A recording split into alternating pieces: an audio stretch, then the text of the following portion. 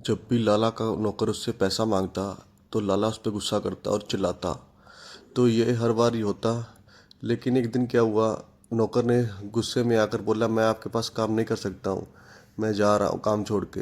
ये बात चल ही रही थी कि उसका लड़का आया और उसने बोला, पापा जो बगल वाली हवेली है हमारी भूतिया हवेली, उसका खरीदार एक शहर में आया हुआ है, मैंने उसे बात कर रखी है, अगर आप चाहो तो हम जाके बात कर सकते हैं उसके साथ। तो जैसे ही लाला को ये बात समझ आई तो लाला कहता, चलो ठीक है, चल के देख लेते हैं अगर हमारी बात बन जाती है।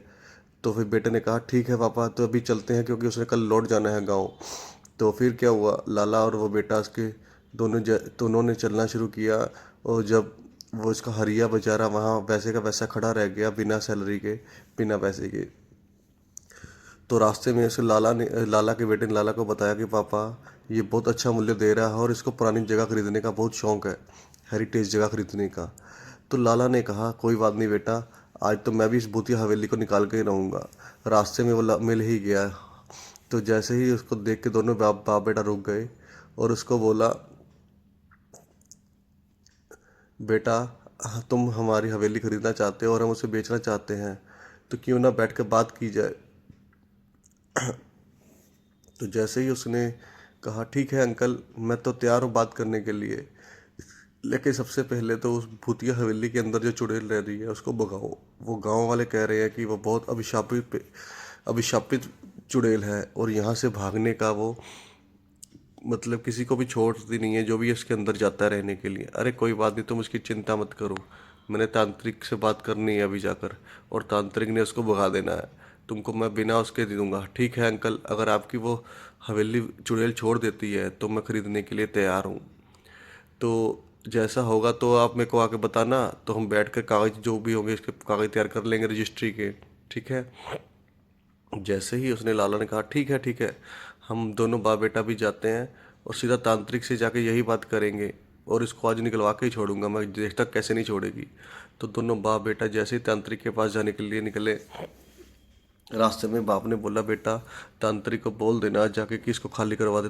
तांत्रिक एकदम से जंगल में दो लोगों को देखकर गुस्सा हो गया, कौन हो तुम लोग, चले जाओ यहाँ से अगर अपनी जान की भलाई चाहते हो, तुम्हें पता नहीं यहाँ पे किसी का भी आना मना है, ये जगह मेरी है और यहाँ पे सिर्फ मैं ही होता हूँ, समझे। अगर जान की सलामती चाहते हो तो चले जाओ यहाँ से, चले जाओ, समझ नहीं आ रही तुम लोगों को। तो दोनों बाप बेटा उसकी तरफ देखते रहे, तांत्रिक की तरफ। बाप ने कहा, क्षमा कीजिए बाबा, मेरे घर में चुड़ैल घुस गई है और मुझे गांव वालों ने बताया है कि सिर्फ एक आप ही हो जो उसको छुड़वा सकते हो, तो कृपया हमारे साथ चलें, आपको हम उसके लिए मुंह मांगा कीमत दिया जाएगा आपके लिए। तो बाबा ने कहा, मेरे से बड़ा तो कोई भी नहीं है जो उसको छुड़वा सकता है, चलो मैं चलता हूँ तुम्हारे साथ। तो बाबा और दो बाप बेटा दोनों चल पड़े वहाँ पे। बाबा यही है वो हवेली जिसमें एक भूतनी ने अपना जमा रखा है, तो आप इसको बुलाओ और इसको ख़त्म कर दो। कौन है यहाँ पे, जल्दी से बाहर आओ, आज खैर नहीं तुम्हारी, समझे, सुनता नहीं कौन है। अरे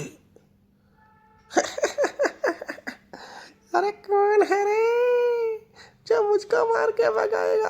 अरे ये तो खुद ही लुढ़क गया, अरे ये मुझे क्या भगाएगा।